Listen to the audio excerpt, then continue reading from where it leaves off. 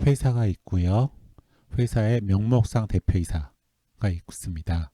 그리고 그러니까 명의만 대여해 준 거죠. 대표이사. 그리고 실질적인 경영자는 따로 있었고요. 투자자가 회사에 돈을 투자했습니다.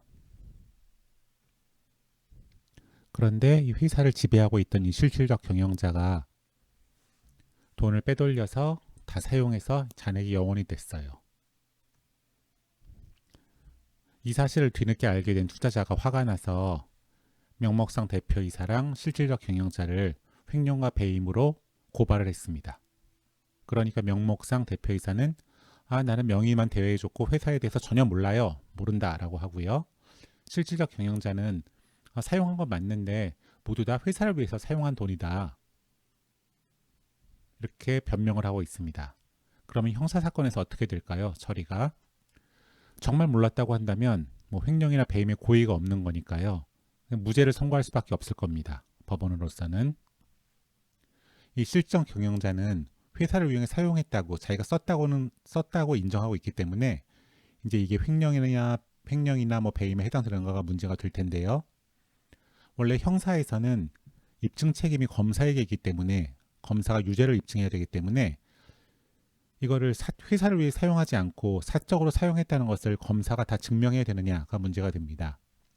하지만 검사가 사적으로 사용했다는 것을 증명한다는 것은 거의 불가능하죠. 그래서 이럴 경우에는 대법원 2007도 6553 판결의 법리가 적용돼서 대표이사가 사용처에 대한 증빙 자료를 제출하지 못하고 내가 회사를 위해서 어떠한 용도로 사용했다고 말만 하지만 증빙 자료를 제출하지 못하고 또 그 다음에 그 인출 사유, 회사를 위해 사용했다고 주장하는 인출 사유라든지 돈의 사용처에 관하여 납득할 만한 합리적인 설명을 하지 못한다면 실질적 경영자의 불법 영득의 의사와 개인적인 용도 사용이 추단이 된다고 합니다. 따라서 검사가 사적으로 사용했다는 것을 증명하지 못한다고 하더라도 이 실질적 경영자가 자기가 회사를 위해 사용했다는 것을 증명하지 못하면은 횡령이 유죄로 인정이 된다라는 게 이 대법원 판례의 판시입니다. 그러니까 어떻게 보면 사실상 증명 책임이 넘어간 거죠. 실질적 경영자한테 내가 사적으로 사용한 것이 아니다라는 것을 실질적 경영자가 증명을 해야 된다는 것이 법리입니다. 그런데 이 판례 법리가 적용되는 거에는 예외가 있습니다. 자잘하게 빈번하게 지출되는 항목들, 대표적인 것이 판공비라든지 업무 추진비, 접대비, 법인카드 이런 것들인데요.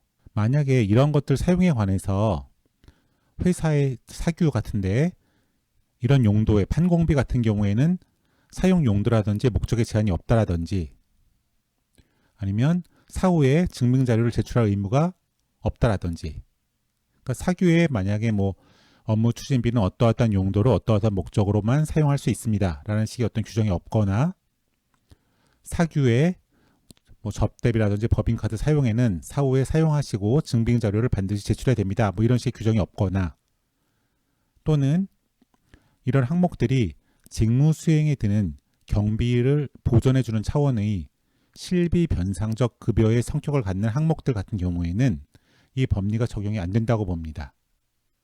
그러니까 이거는 큰 사용처에 관해서 주로 적용되는 거고요. 자잘한 사용처 같은 경우에는 예외가 인정될 수 있다는 거죠.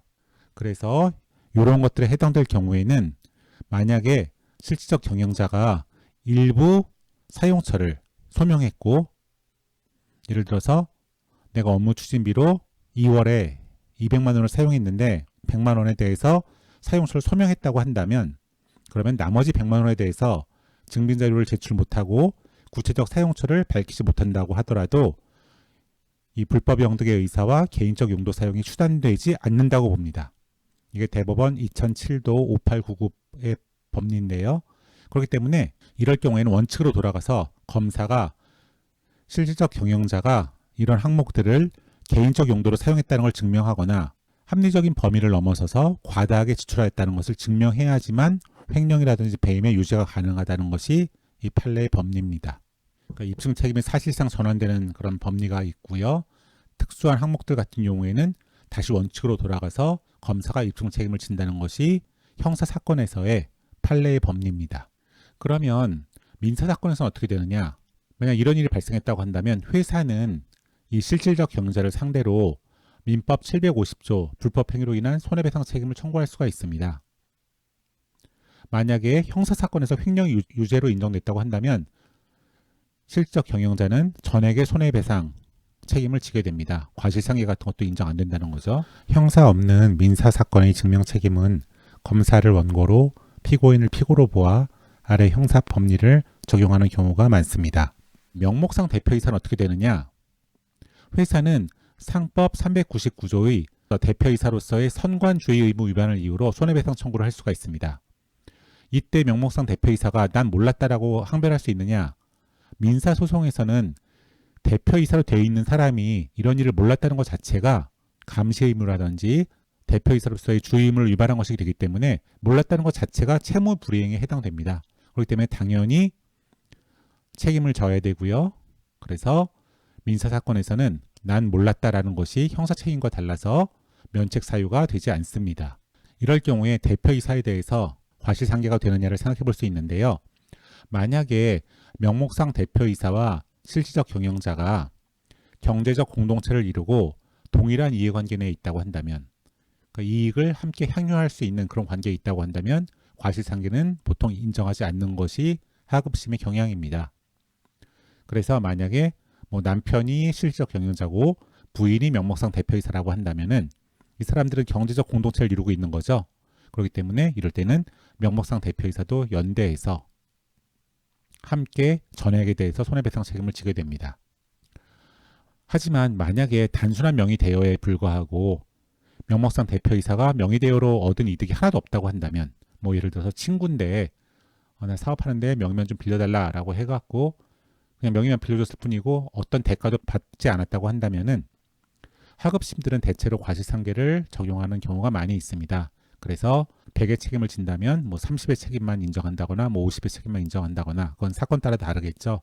그래서 보통 이런 경우에는 과실상계를 인정하는 경우가 많습니다. 마지막으로 이렇게 회사가 책임을 추궁해야 되는데 회사가 이제 실질적 경영자가 지배하는 회사니까 회사가 책임 추궁을 안 한다고 한다면 어떻게 되느냐? 그럴 경우에 이 투자자인 채권자는 회사에 대해서 투자금 채권이 있을 거 아닙니까? 그래서 이거를 피보존 채권으로 해서 이 손해배상 청구권을 피대위 채권으로 해서 채권자 대위권을 행사해서 손해배상 책임을 지도록 할 수가 있고요. 그다음에 만약에 투자자가 아니고 주주라고 한다면은 100분의 1 이상의 지분을 가진 주주라고 한다면은 상법 404조의 주주대표 소송을 제기해서 명목상 대표이사나 실적 경영자에게 회사로 손해를 배상하라라는 식의 소송을 제기해서 회사의 손해를 회복시킬 수가 있습니다.